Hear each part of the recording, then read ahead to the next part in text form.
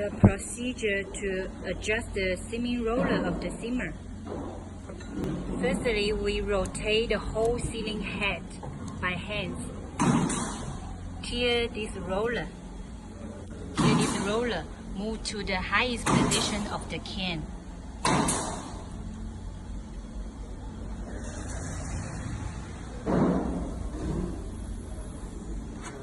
Then we move the seaming roller close to the seaming chuck.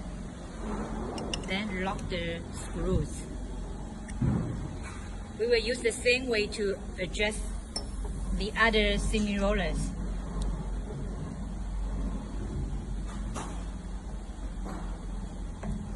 And then move it close to the seaming chuck. Then lock the screws. And then we can try to seam a can to see if it is the good seaming. That's it.